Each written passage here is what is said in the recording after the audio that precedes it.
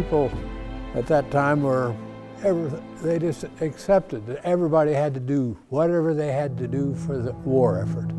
And everybody accepted it and got out and did it, got it done.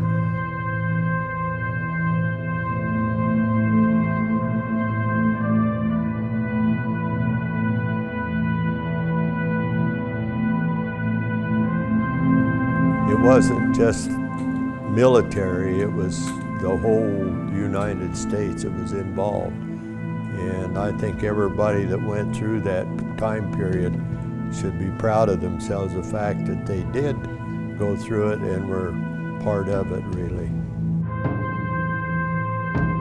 We did an interview a couple of years ago.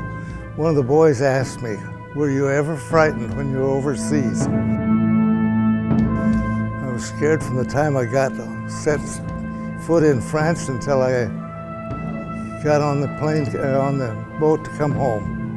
You just lived with it. You knew it was there, and you thanked your God that you were still alive and prayed for another day. My husband was in the war. He was on the front line for 3 years. I corresponded with a lot of fellows that were, and a number of them never came back.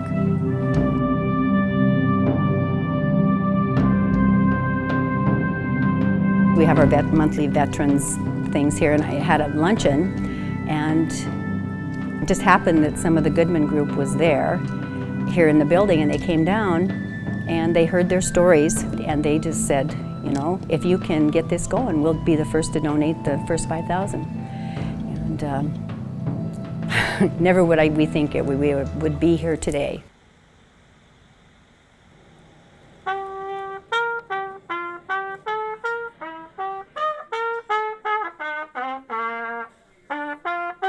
If anyone needs any assistance, we have a lot of helpers here. Good morning. Good morning, guys.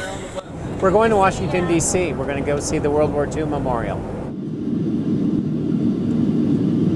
This is number 9, and we've flown 755. We're finally able to close the last chapter for the majority of these World War II veterans.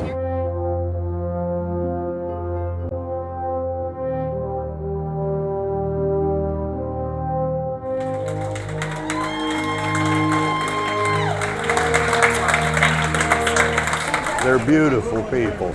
They really are. They take the time to come out and shake your hand and give you a hug or kiss you on the cheek, and that really, I don't know, it's hard to explain how it makes you feel, but it makes you feel, it does me, it makes me feel real humble. We are at the World War II Memorial in Washington, D.C., celebrating 77 World War II veterans seeing their memorial for the first time.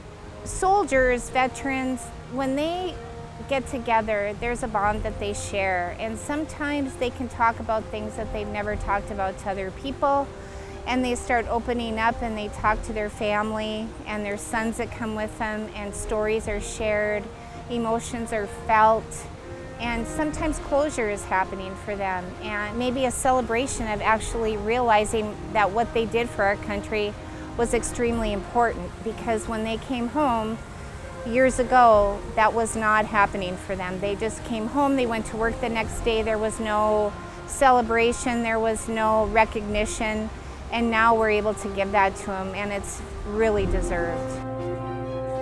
My father and I served in the armed forces in the U.S. Coast Guard. It was important to our family to give back to others and support our veterans through wonderful recognition programs such as the Honor Flight. They were real supportive of us right off the bat. And when Kathy and Tina and I talked, and Tina talked to Goodman, and right now they put money in the pot, and we starting to get the thing rolling. It's hard to kind of put it in words, other than it is probably the greatest thing that I've ever done in my life, and I never thought I would ever be involved in something like this. It was a wonderful trip. Everything was absolutely top-notch. It was just a trip of a lifetime. It is fabulous. It is priceless. It makes you understand a lot of things. It's just hard to describe.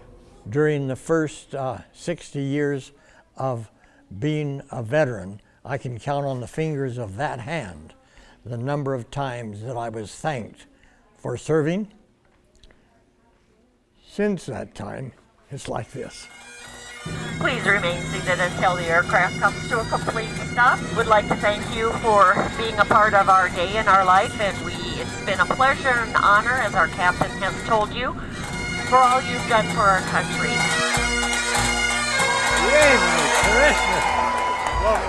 Well, thank you. It's good to be home. The high point of the trip for me was coming down that stairwell up at the airport and see that crowd cheering. It was just amazing.